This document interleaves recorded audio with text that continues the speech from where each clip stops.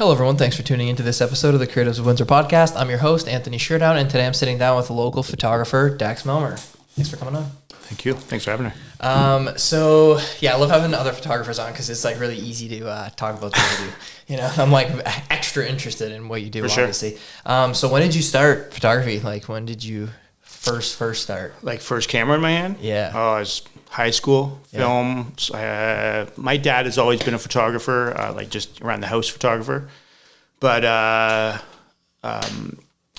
was given just an old film camera. Like, I don't even know what kind it was. It was like from like Sears or something like that. And just started using that. And it just progressed in just a hobby all through. I went to university, but I didn't study it there. It was just a hobby until I went to Korea to teach English. Okay. And I really then was like, I was buying new gear. I was like, you know, hitting the streets. But essentially started in high school as just a hobby, and then eventually got into digital, and you know, had a little digital, God, I don't even know, it was Fuji that I used to carry around with me. I worked for Shoppers Drug Mart and used to just like drive around the city and take snaps. That was a digital camera though, the Fuji? Yeah. Yeah. Oh, it's like a you know, like we're talking like 90s maybe, like early 2000s. As a working photographer, like when you started working, were you always digital or did you start on film? No, I was always digital. You were always digital? Yeah. When did you, because like you said, like the Windsor Star was a big part of your career. Yep. What year did you start working there? So after Korea, I decided I got to get out of Korea. What am I going to do? And I went to, I applied at the photojournalism program at Loyalist College. And got there in January of the first year. I'd had a body of work. I'd been to university, so they had this advanced standing. And so I was able to start in January. And by the following Christmas break, I was interning at the Star. And unbeknownst to me, there was a job opening up. They were letting go a senior photographer and switching to a part-time photographer. Okay. So at that time they had 5 full-time photographers, which is a lot. Yeah. I think they even had more before that, but 5. And so now they're going to like 4.5. And I was the half. And so I heard, so after the internship, I heard back from the photo editor and he said, hey, we actually have a job opening. Do you want to come back? So I drove all the way back from Belleville. That's where Loyalist is. And by March, I was working there as a part-time. I left college. Like January to March of that same year? Yeah. Wow. So I didn't even finish school. I mean, I finished it through like, you know, doing the assignments and stuff, but from Windsor. So I started in January and was working by the following March. Wow. Yeah. Wow. In my hometown, which is unheard of. I for sure thought, if I'm even going to get a job, it's going to be, you know, somewhere out west, some small town. I'm going to be writing and shooting. Like, you know, there's not a lot of jobs available. Did you always just shoot there? You never wrote stories? Never. Okay. No. The Star has a very, they do have 2 ways now more, but at the time it was like photographers shot and writers wrote, and that was it. Yeah. And so, so I got lucky. You know, it's a big news town, and so I was very fortunate to, you know, to get hired there. Yeah, that must have been a fun part of your career for sure. Oh, it was wild. When I got back from Korea, I had actually reached out to the photo editor of the Star, and just to kind of like, hey, what do I do? You know, like even just looking for an internship or something. I just had no, you know, when you're just starting out, you have no idea what is out there, right? Or what's possible. Mm-hmm. And then, so being at Loyalist, which is a phenomenal program, it's actually just finished up its last year. They had to close it just because of the industry and funding at colleges. But it's some of the most amazing photographers come out of that program all through Canada, news photographers. But they had an advisory board there, and the photo editor, his name's Rob Gerdebeck, he was on the advisory board from Windsor. So twice a year they come up, and it's a big day where you show your work, and it's where like internships come out of, and you know, you get critiques and all that. And he found out I was from Windsor. Hey, come by, like, you know, come say hi, whatever. You know, I'm like, okay, sure. So I think the first summer I went by and said, hey, here I am. What do you want? You know, like, and, you know, you're seeing these like veteran photographers who are just out and about doing it and just, you know, the grind. And I went along with one, Jason Crick, for a day, you know, follow along. And, you know, I sold them some stuff too. Like I was chasing news that summer, and there was an overturned truck. I got myself a scanner. Yeah. And there's an overturned truck. And I remember going out there and then calling him up. Hey, I got a semi overturned. And the next day it was on the, you know, front page of, you know, the Canada page, or like page B, or, you know, B section. And that just, then it just inspires you to keep going, right? Like, you know, and there was a drowning, and, you know, unfortunate, but that sells, and you got to go, you know, that's going to be news. So I was shooting that, and I just shot a bunch of events, whatever I could get my hands on. And then, yeah, that led to more work, and then seeing him again, and internship, and yeah. And then eventual, like, we can find a guy to come to fill in for this guy leaving. Like, yeah. You know, there's a local guy that we can get. So that's what I think happened. So it's just kind of, you know, luck, I guess. But how does it work in terms of the copyright when you're shooting for them? Are they still your photos? Can you do personal things with them or no? I don't think you can sell them or make money off them. They are Post Media. That's the company that oversees Windsor Star. But you can use them for your own, like, promotion, or, you know, on your website, social media, stuff like that. Portfolio, yeah. You can post it and exactly, share it. Yeah. Can you, like, can you frame it and sell it personally like that, or not even? I don't believe so. No. Yeah, I never did. Yeah. So when I was at the Star, there wasn't a lot of, personally, there wasn't a lot of entrepreneurship of like, oh, I can do this, I can do that, I'm going to do this with my stuff. Yeah. It was kind of like, you know, the other thing too is like they sell photos too. So like people could call in and buy the photos. And there's some stipulation that you get a percentage of that and stuff like that. And I think I did to some degree.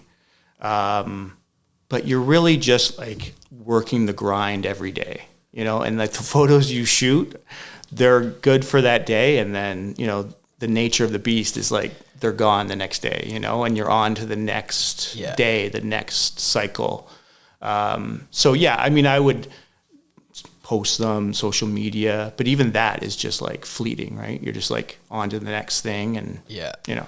I'm sure like maybe once a week, once a month, a couple times a year, you would get that great photo that, you know, just kind of went above like today's news story though. Oh, right? For sure. Yep. Yeah. Yep. Oh, for sure. What are some of, I know it's hard to think of things right on the spot. What are some stories that kind of stuck with you that you covered over the years that are, you know? So some of well, the blockade was a big event that we covered, and I remember seeing that brewing from day one, like kind of like these rolling protests that would, you know, drive around with the flags and all that. And I remember just kind of seeing that, keeping an eye on it, and all of a sudden they were stopped, and then there were, you know, and it was slowly becoming, or not slowly, but I mean, it was, you could see it blossoming into a huge national story, international story. But then kind of the nature of you're working. So I remember it happening, and it was like I was on my weekend, you know, I think it started on a Monday maybe, and I was off. And so you're kind of like telling the other guys, hey, this is happening, what's, you know, get down there, whatever. And then it wasn't until I was on my shift Wednesday, and then I spent a week down there pretty much every day. Even if I had other jobs, I would just circle back and be like, kind of just, you know, watching, you know, what's happening or shooting what you can. And then when the police rolled in, and, you know, that was a big, you know, you're there with all the other media, not just locally, but like, you know, Detroit, Toronto, all the big newspapers and everything, right? Were you walking around at that event and just kind of shooting what you shoot, or just kind of just standing there and waiting? Like, how does that kind of work? You're walking around everywhere. You're shooting, you're just seeing what's going on. I remember going back down there at night, because they were there at night, and the paper doesn't need anything. They're done for the day. Like, but you just sense that, like, maybe something else is going on. You never know. Like, what, it was such a, like, volatile situation. So I remember just going back, because I just knew this was big. So yeah, you go back. Sometimes you're just sitting in your car waiting, like, kind of just seeing, like, you can't just be out walking. You can't shoot too much. You can't, like, keep going and going. So you have to just, like, take a break. You sit, you watch. I remember they were on these, like, app, where they were communicating on an app. Okay. I forget what the app was called, and then you're listening to that, and you're kind of seeing. I remember recording one, and it was like, like, something's happening, I think, and you're trying to, like, figure out what's going on and who are these people and what's going on. Anyways, it was very interesting. Other times, just one time we sometimes it's just like an interesting. There was this Jewish Orthodox group. They're called Lev Tahor, and they dress like they're from, like, another century, and they were from Quebec, but they were residing in a hotel in Chatham, and they were being accused of, like, I don't know, like, child abduction and stuff like that. And so it's the weekend, and we got sent, hey, go try and talk to these people. And so I went with a reporter, and we're first seeing them because they're dressed really, and they got the long beards and all that. We're seeing them outside the hotel, and you want to shoot them, but you also don't want to scare them away, like, ruin your chance of talking to them. So you're kind of discreet, or you're doing what you can. And then we actually did land an interview with them, but they all poured into this hotel room, and they're all dressed, like I said, like from another century, which to a photographer, you're just like, oh, this is incredible. Like, and I remember sitting, the first person we were interviewing was right here. And then they all just kind of came in and sat down, kids, women, all this stuff.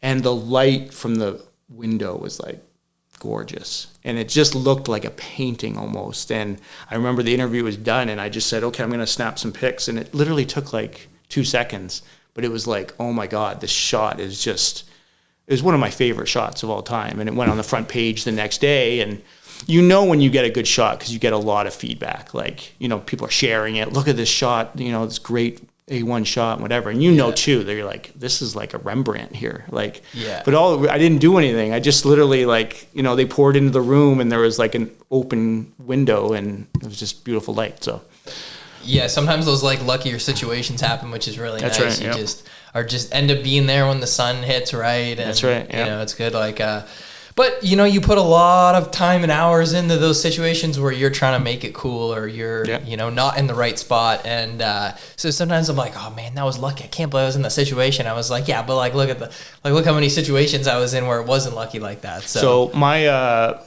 professor at Loyalist College, Frank O'Connor, he was kind of like he was there for many, many, many years, and he used to say a photographer makes his own luck, and that always stuck with me. Like, meaning you get that shot where maybe you take a risk and you go up high, and you get it, and you lucked out, but you made that happen. You went up there, you scanned it out, you took care of business to get it up there, right? And sometimes it doesn't work, but if you're gonna get lucky, you have to do a lot of work to get there, right? Yeah. So last weekend I had one of those lucky situations. My wife and I were up in Halliburton, and we were just going for a walk after dinner, and I saw a bunch of kids swimming off this bridge. And it was just lucky that the sun was going right through, and there was a deer in the foreground looking at me. Yeah. But I got a photo with the deer's face, but the kids swimming, they're just not in a good spot. So actually the photo I went with was one where there's two on the bridge, one in the water, and one's jumped in and made a splash. Okay. And you can't see the deer in it, which is okay. That photo still ended up being better than the one with the deer. Sure. But I could have got even luckier with the deer. But I know. Yeah. And then sometimes you just got to live with it. You're just like, man, you could see them all there, but they're just not lining up. Yeah. And that's it, Did you ever get in, cause like, obviously like a lot of the work, well, not a lot, all the work I do, I'm being paid to be there. The people there are happy. They know they're being photographed.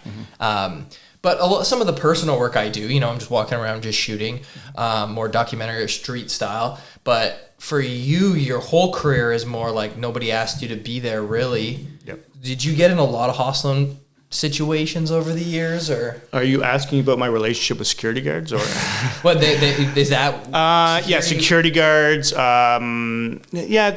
have a job to do, but no one wants a photographer outside shooting what is legally, as long as you're on public. Yeah. They tend not to have an understanding of that. So those were worse than. See, I'm more nervous, like a security guard, like. Whatever, yeah, and that's what it is. Yeah, but a civilian though, sure. where they're mad. So a lot of times at Spot News, where oftentimes it's I noticed it was a lot at not a lot, but at fires. So you're at a fire, and maybe it was because I'm not being as discreet. I just think it's a fire. Like everyone's here looking at a fire, and I'm shooting. And sometimes you would get yelled at, like just, whatever, some just kind of derogatory, whatever. And you have to learn how to just, I'm working there for the Star. So, I don't want to get hot water later. Sometimes it doesn't work. Sometimes you do, chirp back or whatever. But there was, and maybe what I'm saying is like the fire, maybe I let my guard down to just shoot. Whereas maybe there's something more sensitive. I was a little more discreet about it. I knew, take your shots selectively and whatever. Like I'm saying, maybe like a serious accident or something. Also, those people that are in the accident, they're not kind of scanning the street for, who a photographer maybe. Yeah. Whereas at a fire, the neighbor or whoever is just passively watching the fire. And they're seeing this guy take photos. And there's nothing they can do. Yeah. Yeah. And so maybe that's where it elicited more comment. There's just a lot of just going to the nature of what we had to shoot. I mean, we had to shoot funerals. And sometimes it's very newsworthy. And, you got to get the pallbearers coming out with a casket, but you're on a city street, you're using a long lens.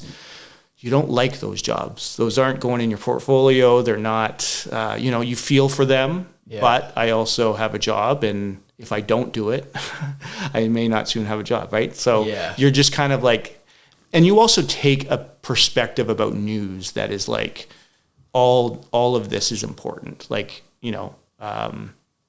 We don't shoot all funerals, obviously. We shoot the ones that are of news value. So they are of value to the community to see. And that's how you approach news. Not on an individual level of would I want my shot taken or whatever if I got in an accident? No, of course not. But to a broader audience and to the value of news in the society, that's what you're kind of always thinking. Yeah. That gives you the I don't want to say authority, but the kind of moral clarity of what you're doing, right? I feel like being having the Star behind you when you're doing that news is good because they're probably number one. Oh, for sure. Photo, news source in the city. So that was nice to just what are you doing? I work with Windsor Star. Easy. Yeah. For me, a lot of the times when I'm shooting pictures of people, more for my personal work or something, it's always what are you doing? You kind of have to read the situation and see, they're probably not going to understand when I say that I'm doing it just for me. So there's a few things I would say. One, you just say you're practicing. You're just practicing. Another one is I'm a student. I'm doing a project. Another one that I started because I started teaching at the college a few years ago. So I say I'm a teacher. Okay. This is for my students to show my students or whatever. Sure. Those are kind of the three I would go back to. It's hard. And I'm back in that now. Because, if I am doing something, I just, and it's hard. It's just the more long-winded you are with your answer, just maybe it's just better to maybe pass them a card or something hey, here's my website or whatever. But it is nice to have the Star back. And even just when you have strong editors behind you that back you up. Because oftentimes there would be calls to the Star for whatever reason.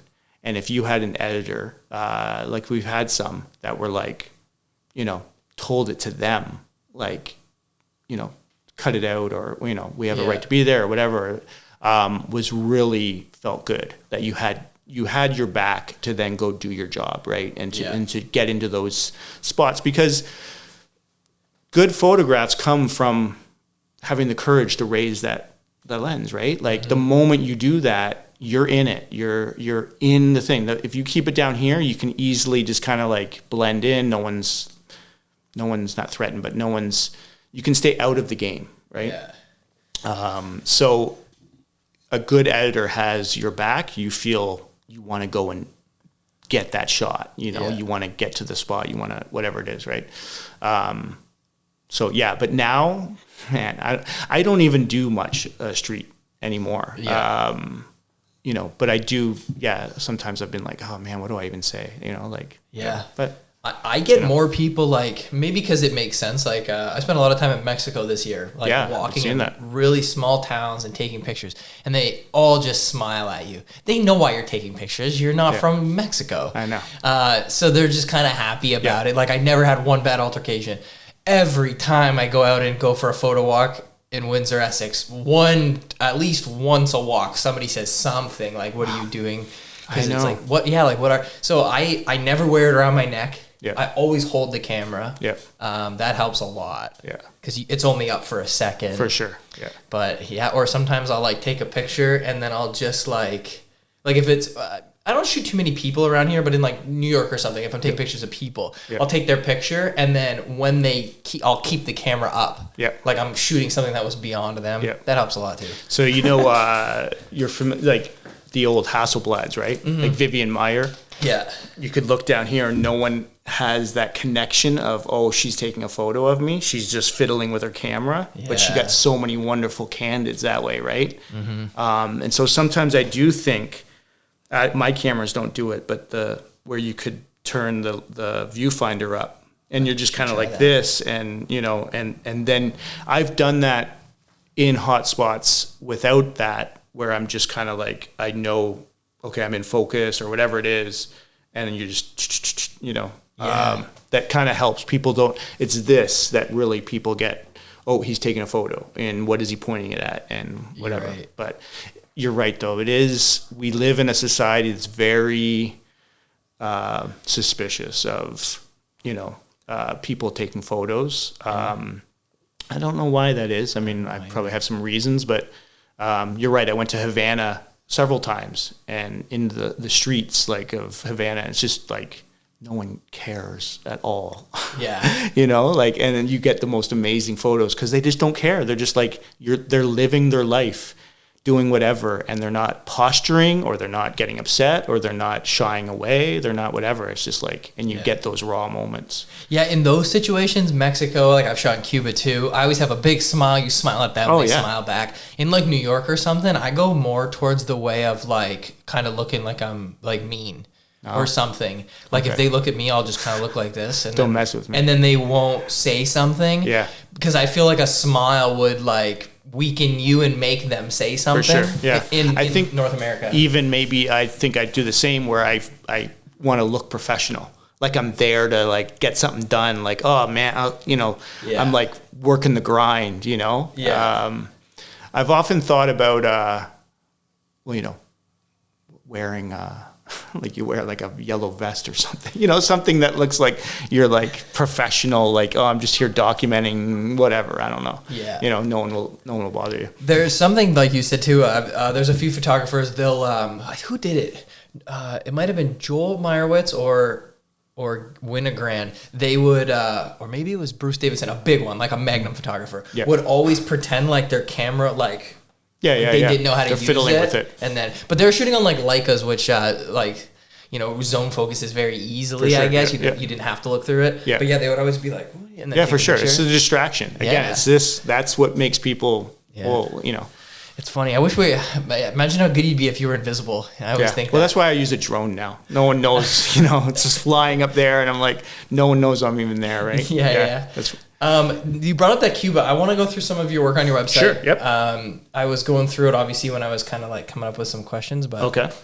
It's just easier to look through it. How many times have you been to shoot in Havana? I mean, they were all vacations. I went twice with girlfriends and one solo. Okay. And so each time though was all I'm shooting. I mean, I'm not someone to go and lay on a beach. Me either. So I would wake up, go do walking around forever, and the moment I'm like, okay, I'm done, and you hail a cab and you're at the pool, you know. Same thing I do. Yeah, exactly. And so, you know, you got a cigar and a thing, and you're like, whatever. And then maybe you go out at night, maybe you don't, maybe, you know, wake up the next morning, whatever. So it's always like some portion of the day is shooting, and then you're relaxing too, whatever. Yeah. So when I went, we stayed in Veradero, but from the first morning I woke up and I was like, I was to my wife, I was like, I gotta go for a few hours. Yeah, exactly. So I went out, I hitched a ride into the local area and just would do like a 2-hour walk every morning. And then I'd get tired and then go back and lay by the pool. Yeah, for sure. Yeah. And then I went into Havana too, but only once. I gotta go back.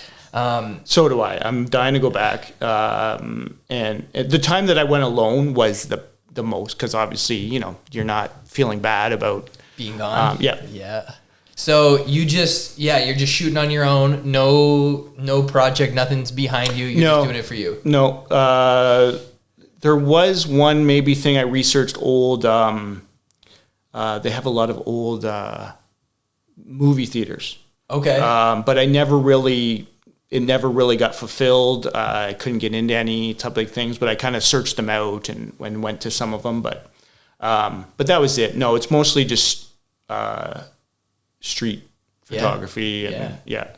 Did like these, when you take pictures like this, are you asking them or are you just going up? No, I'm just going up. Yeah. I mean, there's kind of a implied, permission, right? Yeah. I mean, they know what I'm doing. They just keep doing it. If the moment they'll tell me if they don't want it, right? For sure. Know that, and then you stop, right? What are you shooting on? What camera are you using when you were on these trips?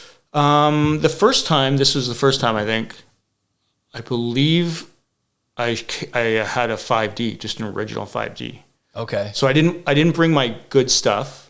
Like I think I had a Mark II at that time, but I brought this. But I think I rented actually a 24 millimeter prime, and I had a 35 millimeter, and that was it. That was it. Yeah. So I just and then the next time, I think I bought maybe a better camera. Actually, brought my computer, I think, and was more. That was the time I went alone. So I went really down with like, I'm going to bring whatever I can. Yeah. I didn't bring my whole gear, but street stuff. Now you're making me want to go back. Yeah, I know. That's what I don't like about the summer is, one, I'm really busy, and two, a lot of these places you can't go to in the summer because it's like raining all day. So hot too. And it's hot. Yeah, exactly. Yeah. You gotta wait for the winter. Yeah. I gotta go back. I'm waiting for it to kind of, I don't know. I've heard it's struggling post-COVID, and just kind of like they don't have all the things that they did a while ago. I mean, I don't want to go to like where I'm eating whatever, just not well, and it's struggling. This was 2014, 18, and 19. Okay. That I went, yeah. I've only been to Cuba once, and I went just 2 years ago. Oh, okay. Oh, so you went during COVID, or during... I went New Year's going into 24. Okay. So just a year and a half. And it was okay? It was like you found it, like... Yeah. Okay. It was in Mexico, that's for sure. Yeah, for sure. Yeah, okay, yeah. Mexico, like, I don't even see Mexico is, like, pretty... maybe a second world country, but definitely on the higher end. Yeah. And Cuba's definitely on the lower end of a third world country. Yeah, exactly. So yeah. Big difference. Yeah. But yeah, no, I don't know. Everybody complains about the food. Yeah. But you said you're in Veradero. Yeah. Yeah, you got to go to Havana for the good food. Yeah, it's better. Yeah. Well, there's just restaurants and stuff. Yeah, and not like government run buffets or whatever, Yeah. It does make me more sad. Like in Mexico, like I'm not, even if it's like a little bit poorer, it's definitely not really sad like Cuba is. Yeah. Because they have their freedom. Yeah. Exactly. Yeah. But no, but they have cigars though. They're the cars are so cool. So many of them are made here, which is sweet. I know. Yeah. Like I was in a Chrysler Windsor. Oh yeah. I was like, that's where I live. The guy didn't really understand. Yeah. I was like, I know. Yeah. Yeah, those are great. The wide angles. That's on like the resort you were staying at, or those locals like hanging out? This was in, oh God, I forget the neighborhood. So I stayed in Vedado, which is more, it's closer to downtown, like the old town. And then I forget the name of it. It's more like the suburbs. Okay. So this is more out by the suburbs where there's like, you can see like there's a little bit of a beach or, and so I stayed there twice, I think. So yeah, so I mean, I've wandered all over, but even just the suburbs, I kind of liked. It was kind of like on the outskirts of the main where you would see a lot of tourists. Yeah, it's more like the embassies were, and the expats would live. You know, you're always like in your photos. There's always people. Hey? Try to, yeah, because that's where life. I mean, you just kind of, it's really easy. And I don't want to say easy, but there's just life there, It's just like, whoa, your head is on a swivel. You're just, no, I see what you mean. Like when a place is easy to photograph. Yeah. Like, there's just, it would just be the same thing in New York. Or Chicago, something like that. There's just people walking around. Downtown Windsor, hard to get. It's hard, it's hard to shoot. And people are spread out. Even this, like a school, this is a school. And they didn't care that I was shooting them. If I was to do this anywhere, plus it wouldn't look like this, but you'd get like, you'd get arrested. Yeah, for sure. But here I just walked up and was like, and you're getting all of these beautiful look at. They don't even care that I'm there. No one of them is looking at me. Yeah. All color, eh? Yeah. Yeah, I very rarely convert any to black and white. Would you ever consider putting like a book together of this work or something like that? I've considered it. Yeah, it's just old stuff. I feel like it's like you're kind of Well, I don't know. Yeah, like again. So maybe we can get into it later. But I'm in a new world of photography. Like I'm in a new stage of photography. So the Star life is over. Where you had a 9 to 5. It was my 9 to 5. Yeah. I had vacations. I had whatever, and now I'm in a new world of what is Dax Melmer photography, and what do I do, and what do I want to do, what do I want to shoot, what are my projects, all of that. So I'm still like in the infancy of like figuring out. I'm 48. What does my next 20 years look like photography, or 10 years even, like just for as a stage, Yeah. So in terms of like, putting together things or a show or a gallery show, all of that stuff, I'm kind of going over things about, right now I'm thinking about a gallery show. I have a project in mind. It's kind of in its infancy, but I've never thought about that before. I've never kind of been like, oh, I could do a show of this and do this, It was just like the grind and the Star, and that was kind of like, it's cool to do like your first show so deep into your. Yeah, I think it would be exciting. Yeah, it's really cool. You definitely have the work for it. Like this, your work really inspired me to focus more on people. Okay, you find that you don't like. I've seen I just saw your California stuff. Was that what? That I posted the other day. Beautiful stuff. But I didn't see. I saw a lot of like beautiful. More scenes. Yeah. Like this is this year's work, so it's the most current. Okay. So I guess there's some people. Like a decent, but I don't know, kind of different. Yeah. Like. So do you? Can I ask you a question? Do you find go back to maybe that guy that's cutting the meat, the butcher? Do you feel? Do you get close to him at all? You do. Okay. So if this was in Toronto or New York or California, I would have just went up and shot it, not asked. Okay. Because it was in Mexico, I just pointed at my camera and smiled at him. Yeah. Okay. And he just smiled at me and then kept working. Yeah. Okay. But if it was in North America, I definitely. Well, this I didn't ask. Yeah. Okay. But I am kind of far back. Like, I got to get a little closer. Yeah. But for me, I don't know. I'm looking more for like scenes. Mm-hmm. I like ironic. I like that. Yeah, I like that. Yeah. Kind of like putting like weird little stories together that don't really. I don't know. Oh, I love that. Oh wow. Yeah, just I don't know. Or this guy like on a roof, like.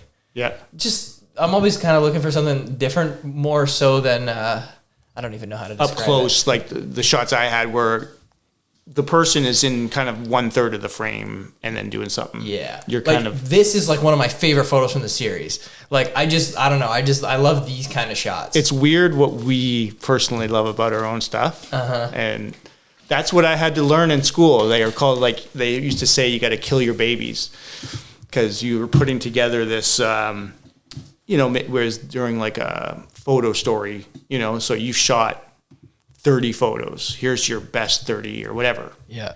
And you got to cut it down to 10. And then you got to cut it down to 5. And you're like, yeah, but I love that shot. But they're like, it doesn't work with the 5. You got to kill that. You got to get rid of it. You're like, yeah, but I love it. This is my favorite photo. But it doesn't go with, it's just not it's not adding to the story or whatever it is, Yep. But for us, it's like, oh, but that's like, I want everyone to see that one. Yeah. Like, I don't know. Like that one the one that I just said was my favorite, like that, I could even just like print and just like have it on its own. Oh, for like sure. A standalone kind of thing. Yeah. But you don't have to kill it at all. Yeah. But then I was looking at, where was it? It's this one. Is this in Detroit? Yes. What is this story? So, do you remember Occupy Detroit? No? It sounds familiar, but not really. Okay. So, Occupy Detroit came about, it was Occupy everywhere. There was Occupy, they would take over parks. We had one in Windsor, in City Hall Park area. Okay. And it came about after the financial crisis. So, the financial crisis of 2009, 8, 9, where, homes plummeted. It was like a huge recession. These kind of parks began taking over, like Occupy. And it was all about like against the 1%ers, like against the rich, right? So at that, they had a big one in downtown Detroit. And I had just started, so it was 2011, I started at the Star. And I think it was that year where I was working part-time.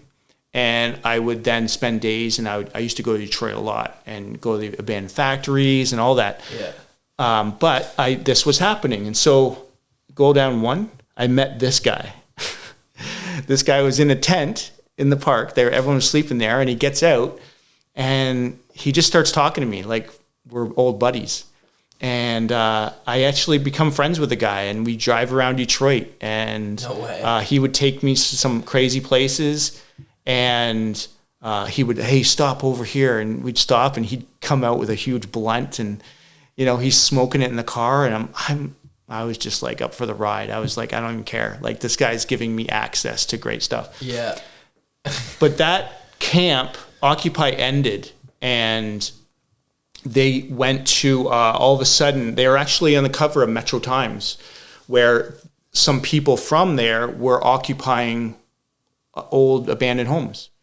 And it was by 7 Mile and Woodward. Jesus. And I remember getting in touch with this guy and going there with him. And that's this visit. I think there was 2 or 3 visits. And actually I was going to continue it, but he brought me to some like urban gardens. We went through like this old abandoned, it was a YMCA. It's called something different. It was like a YMCA. But anyways, ran into this homeless person just living in the room like this, like scared the hell out of us, like just some wild stuff. But then one day I was going to go and go with him somewhere, and he never showed up. And it was the last I saw him. I'm friends with him on Facebook, and I think I heard he had like a drug relapse, and I just haven't heard from him or found out what happened. But this was a while ago, so it kind of just ended that. I went back here with the Star to cover a story because I knew about it. So I went back, and I don't know these people, but some of them were still there, and we talked to them. But that's what this is. That's just images of these people post this Occupy Detroit that were taking. These are kind of like old homes that were foreclosed, and like people couldn't pay their bills.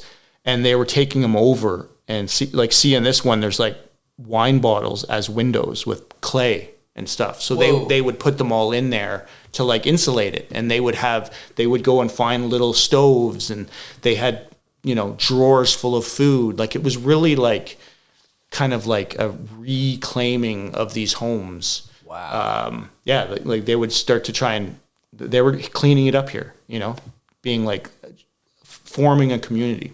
Wow. So it's kind of cool, yeah. Would you attribute a lot of your access, like to be able to get photos like this, would you attribute that to this guy? Yes. Like he was the reason why you got this photo? Oh, yeah. I couldn't just go in this house and just start shooting them. Yeah. And even then, right then, I felt somewhat unsafe. Yeah. I was just out of my element. I was just kind of like, whoa, this is, like not unsafe, but it's like, what am I doing here? Like, you know, like kind of, so some of these are, I forget when and where. You can tell it like this, like those first ones were all in the winter because they have coats on in these houses. Good eye. Okay. Thanks. Like that one, like now it's summer, yeah, exactly. That might have been for the Star piece. Okay. Yeah. Okay. That I threw in there.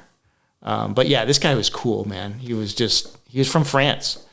And, really? Yeah. And, but went to high school at Cass Tech in Detroit and talked about his wife dying. Like, I think he had like a mental health thing, like with his wife died, like, and he was really still heartbroken, or I don't know, like it was, I didn't get to know him that much, but man, we spent some time together where he would talk about things. And Cass Tech, a lot of people came out of that school. They did, yeah. I know, yeah. My dad he's retired now, but he taught at a high school in Detroit for, oh yeah, or just outside of Detroit. Which one? It's called Centerline. It's a township. It's like Centerline, between like 9 and 10 mile. Yeah. Okay. Yeah. So it's just outside the school, but he taught there for like 25 years. Oh wow. When he started, the neighborhood was like I think like a middle class, like more suburb area. Mm-hmm. And then by the time it ended, it wasn't like that anymore. Yeah. A lot of Detroit public schools closed. Yeah. So then the kids, like inner city kids, got bussed out to those neighborhoods because they weren't that far away. Yeah. And it's pretty crazy, but. And then you probably still had some then white flight from that, right? If they're encroaching, then people, the nature of Detroit is. A lot of changes kind of went on throughout his career, which is pretty interesting. Those are the two projects like I really wanted to talk about and touch on. Yeah. It's kind of old though. I should take it down, to be honest. No, it's cool. I don't know. I should get more projects going. I feel like it stands the, because I do like that, but I don't know, just the nature of owning a home and having relationships and not doing photography full time, not full time, but So where are you at right now? Like, what is your career right now? Like, I know you mentioned this. Yeah. So I left the Star finally after. Throughout my time at the Star, I was always on the chopping block. Like, the Star has gone from like a full newsroom down to, a skeletal crew of like 8 or 9 people. They have one photographer left. But during my years there, which was 12 years, 2011 to 2023, I survived a lot of cuts. But finally I met my cut, and I left in May of 2023. And for a time, I was just kind of like, what am I going to do? And I actually went and joined the CBC for a little bit. Okay. I got called very quickly. I left the Star and I went up to my cottage in northern Michigan I was like, I'm going to be up here for 2 weeks. This is the longest I've ever been up here. I got nothing to do. I'm getting paid until December. But the executive producer called me and said, hey, do you want to come in for a meeting? I'm like, okay, yeah, this is great. Oh, is this what it's going to be like? Like, okay. And I went in and so anyways, that didn't last too long. I didn't like it. I was doing more video and I got to do photos, but and they love them because they have a website and they want to, have nice photos on their website, but they also needed, video and to do all these little things you see on the TV. Yeah. And I just didn't like it. I just was like, and my goal always was to just do more impactful, like more bang for your buck, like working for a client that's going to pay me to do what I'm good at, for a short time, not a long slog at work for, a CBC rate. Yeah. So I always thought it was like a stepping stone to whatever. So that ended. And I did, I developed some clients that year, but then the next year I was really on my own. So that was last year, 2024. And I did very well without really any marketing, without any reaching out. I rely a lot on people that I met during the Star, old bosses that are in new roles with communications, people I met through my time that, I have a good relationship with St. Clair College. So I had a series of clients that were good. St. Clair is now dried up financially, as all colleges are. So that's really hurt me this year. And so I've had to find, and am still looking for new clients that can, supplement that. Were you shooting for St. Clair or just teaching? Both. Yeah. Yeah. So I taught many years ago for a couple of semesters. And I just went back and taught one last year. I filled in for Dan, essentially. Yeah. But no, I started shooting marketing material for them back in 2018, 19. And then it really took off last year. I don't even know why. I did a whole revamp of a lot of programs, and I would shoot other stuff, events and stuff like that, whatever they needed, kind of. But it was a big, I did a lot, but I don't think that's going to last. So, but anyways, I have a series of clients. I just need to find more, and I'm kind of really trying to figure out, what do I want to shoot? What do I enjoy shooting? And trying to reach that point where you can actually say, no, I don't actually do that, because you're comfortable at doing what you love, and you can sustain it. Mm-hmm. I'm not there yet. I'm still I'll do it. Yeah, sure. You need that done. Sure. Yeah. So that's where I'm at. And then I've had to kind of figure out, well, some things you do for marketing materials, just not to get paid for it, but because you want to create your portfolio, or because it's, I love nature, environmentalism, and there's some things that I might do for that cause, lend my talents to that, to get exposure, to get maybe something down the line, but you're doing it for free or whatever. The one luxury I have now is I have a lot of time to shoot. Mm-hmm. Whereas I'm not, driving around the city looking for a fire, so I've really enjoyed that. I've enjoyed it where I get up early in the morning, I go shoot, I can plan things. I'm free that day. I can, shoot this, shoot that, whatever. I started doing stuff for Maiden Lane. So I can, you have time to be just to go do those things, because your schedule is wide open, spending time at night to go do things, getting the magic hours and all that stuff. Yeah. Whereas at the Star, you were done your day and you wanted to go home. You wanted to cook a dinner. You just had a crazy day. You shot for the day. Yeah. So you're maybe not going out for a drive at night to get the sunset light or whatever it is, right? Yeah. But now I am. So I've really, my photography as a whole has really blossomed after the Star. Even though I had more access at the Star, you're being driven to do important stuff, from time to time. I feel my photography is just, blossomed is the right word, or just. Yeah. So it seems like you're kind of sticking more to commercial type work. Yeah. So there's that, but there also has been a lot of news. So I've created a good relationship with the Globe and Mail. And so they called a lot this year during the tariffs. And I do stuff for Toronto Star as well, CP, when there's something in town. So I'm kind of become somewhat of the Windsor guy for those Toronto things. Yeah. Not say exclusively, but, I don't see a lot of other work being given out to other photographers, but I had to call that.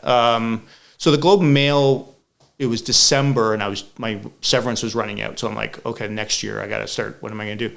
And the Globe and Mail was coming down. They just launched a thing where we're going to have a year-long look at Windsor. And right away I just emailed whoever and said, hey, I'm former Star guy, and right away they're like, oh, and I got a job within like a week, and I was like, oh crap, and it's just continued. So I did a lot of work for them during their year-long look at Windsor, but then right after that, tariffs came and Trump and all of that. So then that was a ton of work, and then the elections.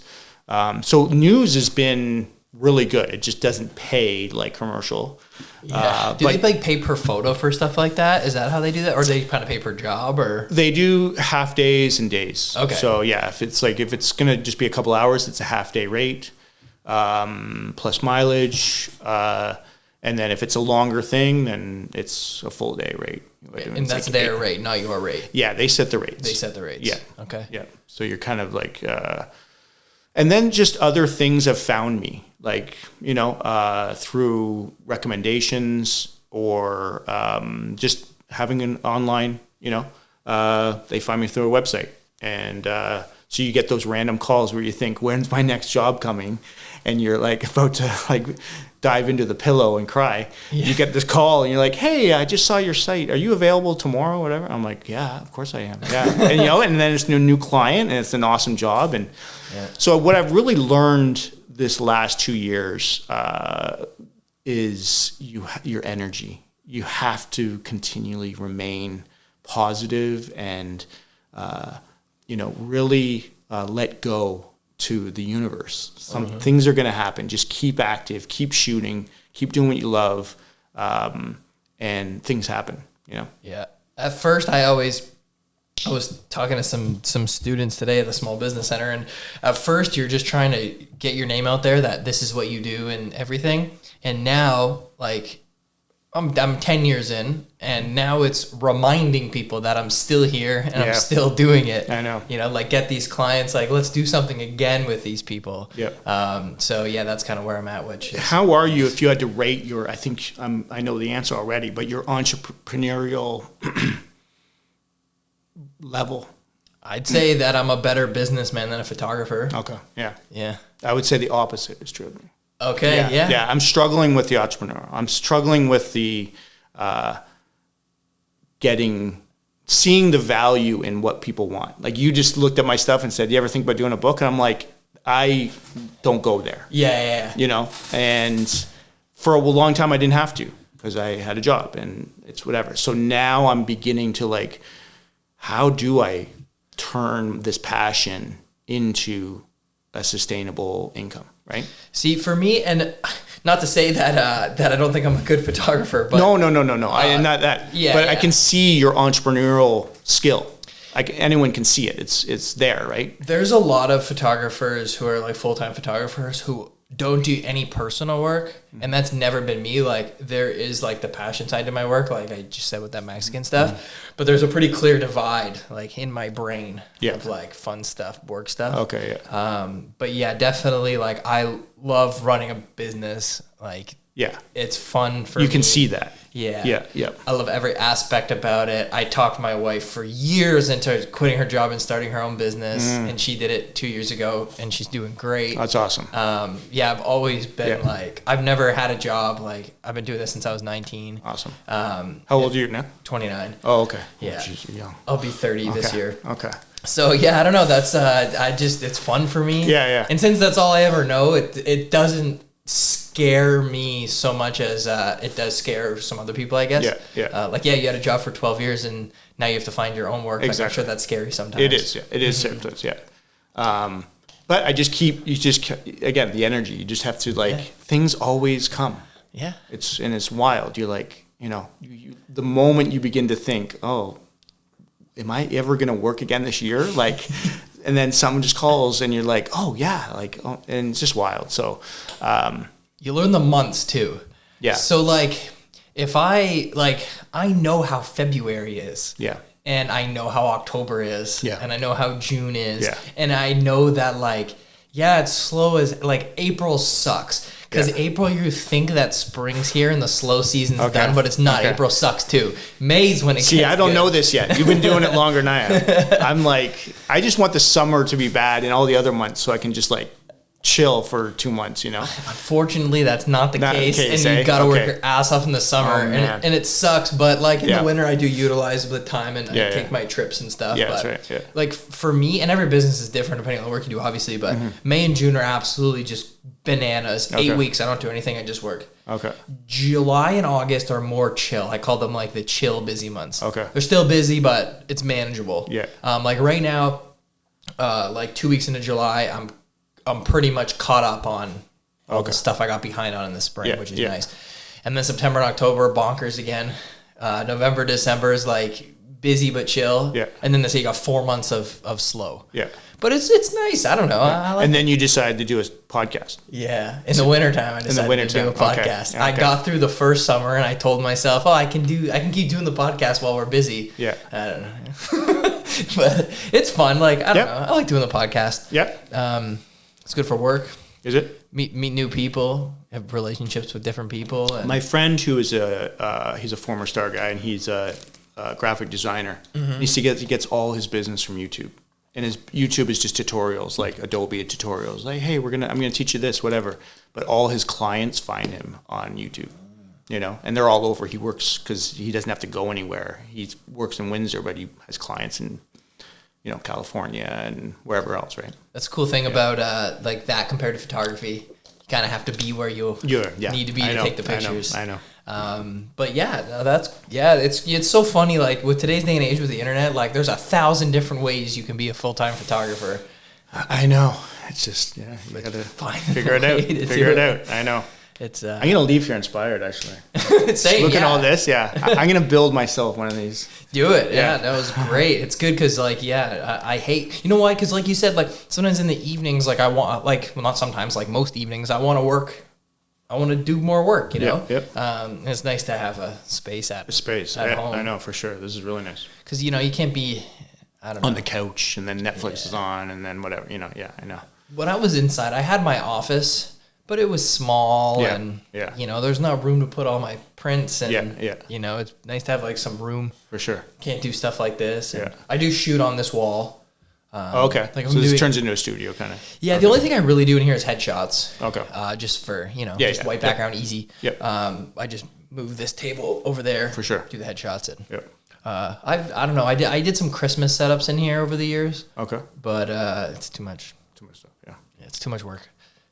Too much of a lot. Yeah, it's too much. It takes like a whole day to set up. Yeah. And a whole day to tear it down and clean it up, and that's 2 days. So you're talking like Christmas like cards or whatever it like is. family photos. Yeah, family photos and stuff. Yeah, okay. I would move everything and do like backdrop here, backdrop there, backdrop there. Oh wow. And I'm just like, nah, that's okay. Yeah, you've got a lot of. We're gonna stop doing that now. Okay. Well, so now Christmas photos, I just go to people's houses, do like more like intimate, like photos in your living room, bedroom, and stuff like that. It's cool and nice, and I don't have to set it up, which is great for me. Yeah. What else? We've gone through so many things that I did want to talk about. When you taught at the college, what you taught in the journalism program too? I did, yeah. This is back in 2016, 15 maybe. I don't even know. It was part of the journalism and convergence. Yeah. Both those, whatever it was. And then Dan took over, and he's been doing it. And then last year he was just sick of it. But he's back now. But so I just went in for Did you teach this fall?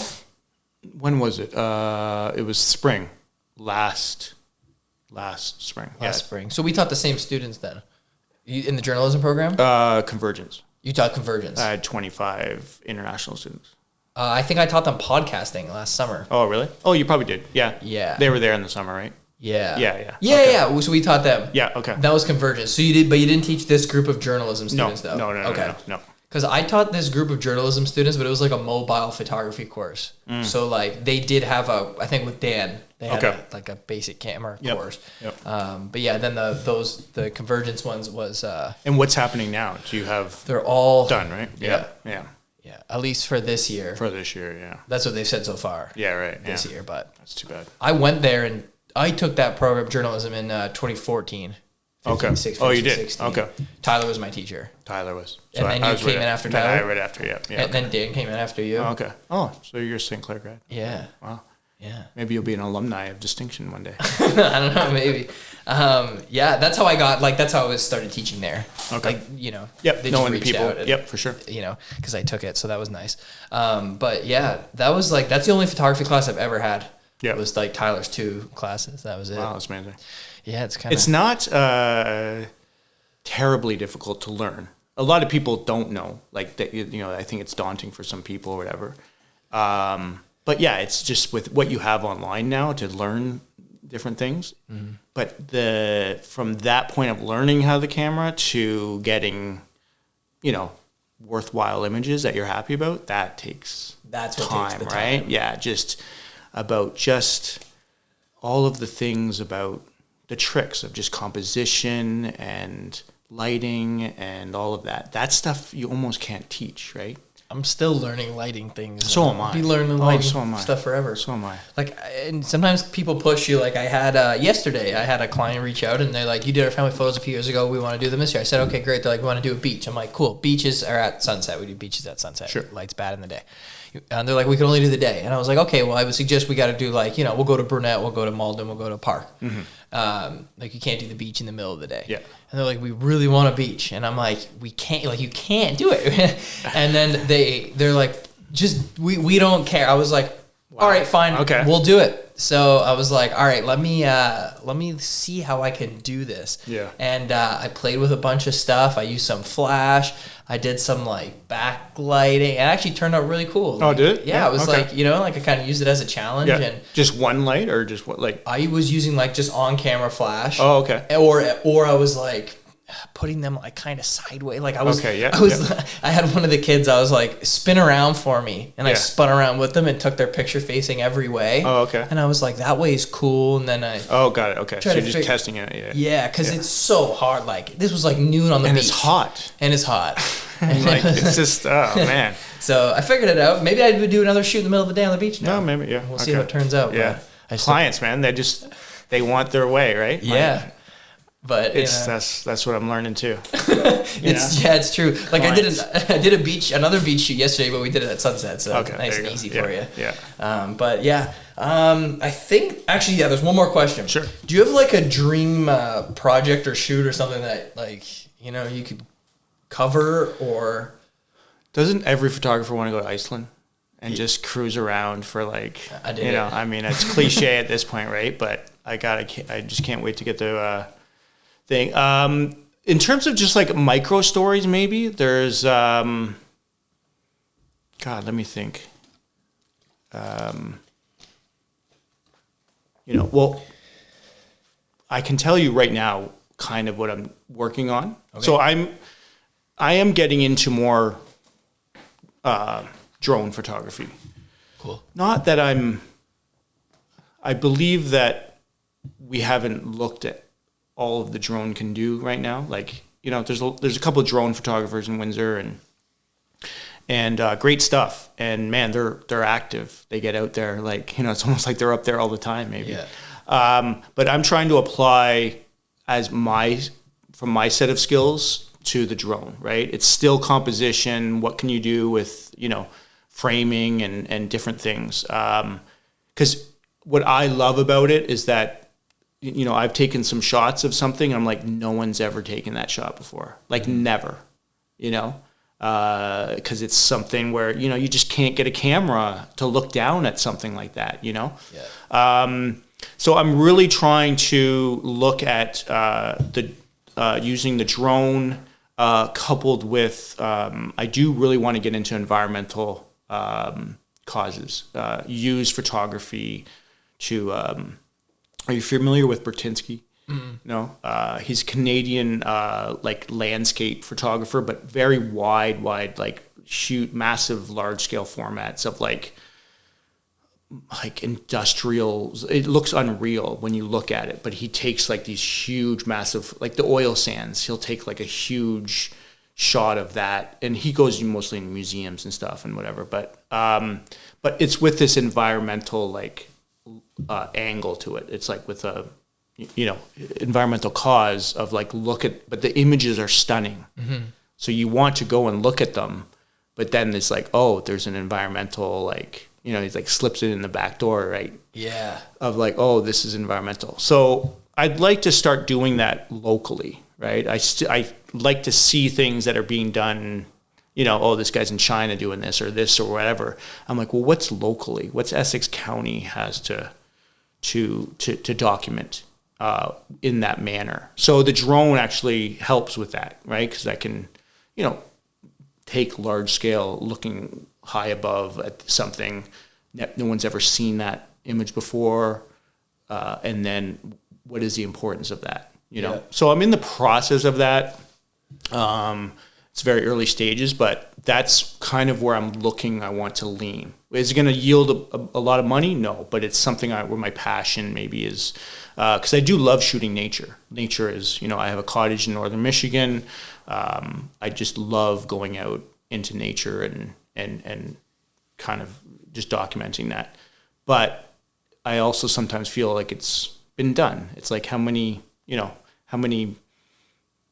it's just been, it's repetitive. Yeah. So at least with the drone and maybe some environmental aspects and shooting things that are like the result of nature or the result of pollution or the result of like use on nature. Yep. And, you know, things like that. So that's where I'm really kind of like looking to head. And that's all just on my own time. And, you know, that's what gets me out of bed in the morning to go do stuff like that. And now I'm beginning to, okay, well, how do I get this done? How do I put it into a gallery? Who do I contact? Who do I have that maybe comes on and advises me or is part of it, you know? Like, so I'm looking to reach out to IRCA and stuff like that. So that's kind of where I'm headed. I know it's not a direct answer to your question. No, but that's awesome. But it's kind of like, how do we use environmental? Because the world that we're living in right now is, you know, the environmental impacts are just incredible.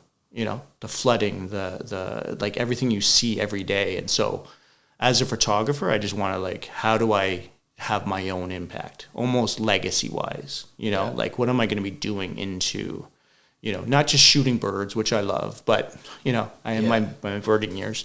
But how do you really just shift the narrative of the way that we even just look at Essex County, how we use our water, how we use this, how do we look at,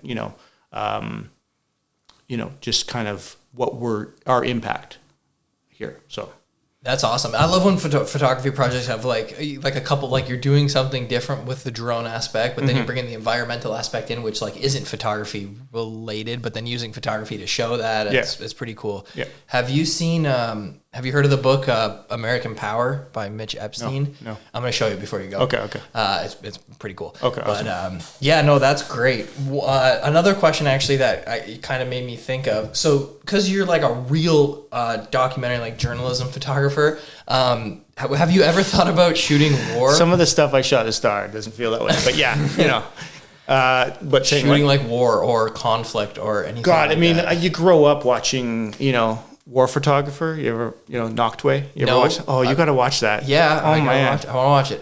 Oh, it's so good.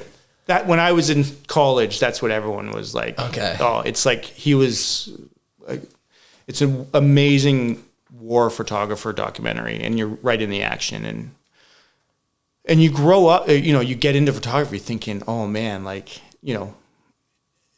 of course that's what you want to do, but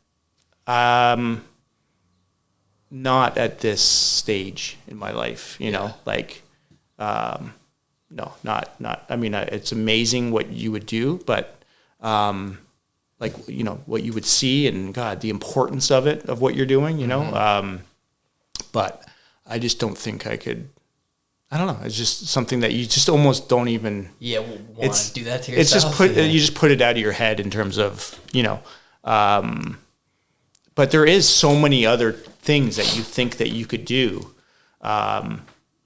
There's a guy named Don Weber. He went to Loyalist. He's a Loyalist grad.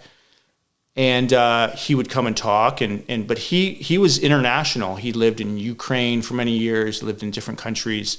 And he wasn't war. He wasn't shooting conflict, but he was shooting like maybe the aftermath of war or like really intense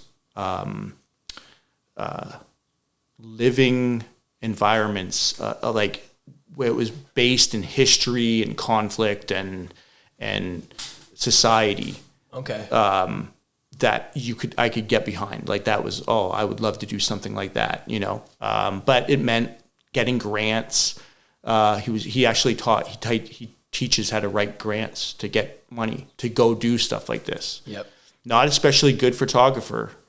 He would say that. I'm not the best photographer, but he knows history. He knows how to get access. He knows how to get funding, and he has some really cool work in his life that just, but it was serious. It was you know, like war photography, and then like what he was doing, you know. So, but yeah, again, where I go right now with that, I have no idea.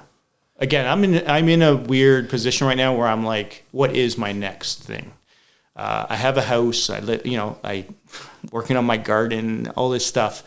But part of me also is like, what is the next step? What, you know, I'm not married. I don't have kids. What is the next chapter bring? And part of me, well, it's Windsor, but it could be anything really. I'm open to a lot of things. So that is nice too. Like, you know, you gotta just have that freedom to figure it out. Yeah, exactly. Yeah, that's great. Yeah. Well, I think that's a great note to wrap it up on. Thank you very much for coming on. Yeah, thanks for having me. And thanks for watching, everybody. All right. Good.